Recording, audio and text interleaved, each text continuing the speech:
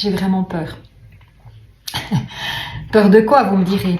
En fait, il faut comprendre que la peur, de manière générale, elle est là pour plein de raisons, parfois des très bonnes. Hein. C'est normal qu'on ait peur de sauter en bas d'une falaise sans parachute, hein, c'est l'instinct de survie.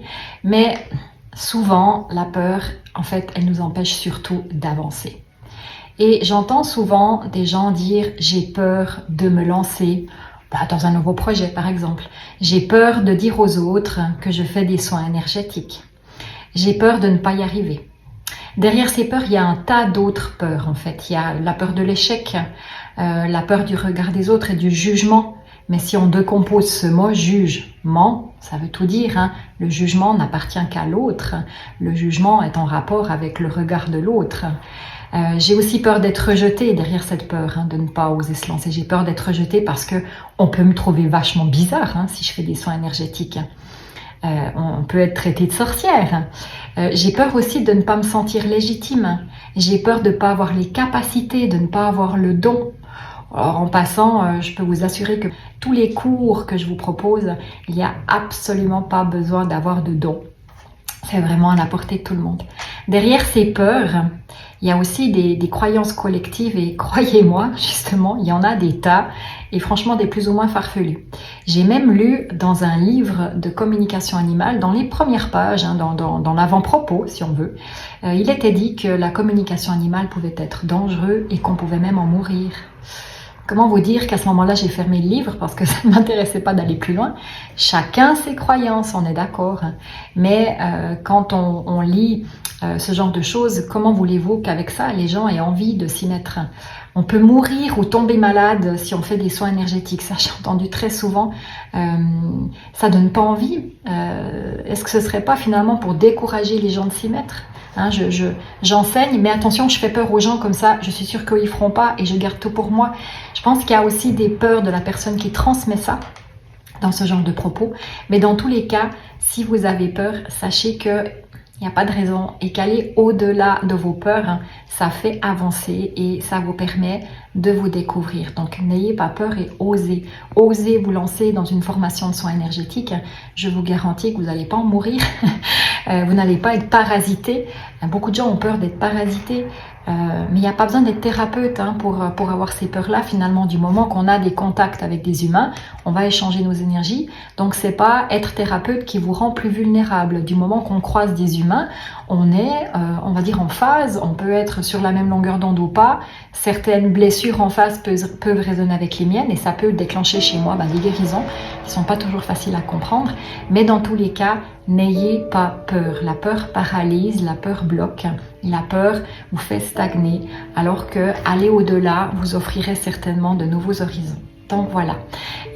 Pour ceux qui ont peur d'être parasités, pour ceux qui ont peur de ne pas savoir se protéger, la meilleure des protections passe par le nettoyage. Donc il est important de savoir se nettoyer. Ça c'est le plus important pour moi parce que tous les jours en fait on mélange des énergies avec des autres êtres humains et même quelqu'un qui n'est pas thérapeute devrait savoir se nettoyer correctement. À ce propos, j'ai mis en place, et je pense certains le savent, un atelier de purification qui est online, donc vous pouvez l'acheter, le suivre comme vous le voulez. C'est plein de petites vidéos de quelques minutes, ce qui vous permet de suivre un petit moment le cours sans devoir vous y mettre 2 heures. En tout, il y a 93 minutes de vidéo, donc c'est pas très long, mais on peut vraiment le fractionner et revenir sur des thèmes précis. Et dans cette vidéo, je vous explique pourquoi en fait se nettoyer est super important, qu'on soit thérapeute ou pas. En fait, du moment qu'on est un être humain, c'est important de savoir se nettoyer pour avoir notre énergie le plus libre possible de ce qui ne nous appartient pas, pour pouvoir identifier justement où on va. Parce que quand on a plein d'autres choses qui n'est pas à nous, c'est difficile de savoir où on se situe là au milieu. Cet atelier va aussi vous permettre d'apprendre à nettoyer des lieux, des objets, etc. Je vous donne une foule de petites techniques qui vont vous permettre de trouver la vôtre, parce qu'encore une fois, dès qu'on parle de choses subtiles, de choses énergétiques, le plus important c'est que les choses que vous faites correspondent et résonnent avec vos croyances, sinon c'est peine perdue. Ça sert à rien puisque en énergétique, dans le subtil, c'est d'abord l'intention qui prime, et si je fais quelque chose qui ne me correspond pas, l'intention ne sera pas bonne et ça ne fonctionnera pas. Donc pour ceux qui ont peur, j'ai envie de vous dire, aller au-delà, essayer d'identifier derrière cette peur qui est un terme général, quelle autre peur se cache. C'est intéressant parce que ça vous permet de pouvoir lever le voile et de pouvoir avancer.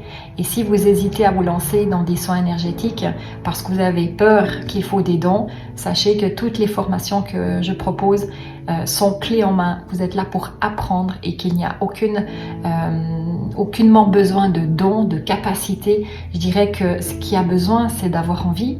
Quand ça concerne les humains, il faut aimer l'humain, bien sûr. Quand ce sont des cours qui concernent les animaux, il faut aimer les animaux et avoir envie d'apporter une capacité à l'autre de pouvoir guérir, parce que quand on est thérapeute, on n'est pas guérisseur.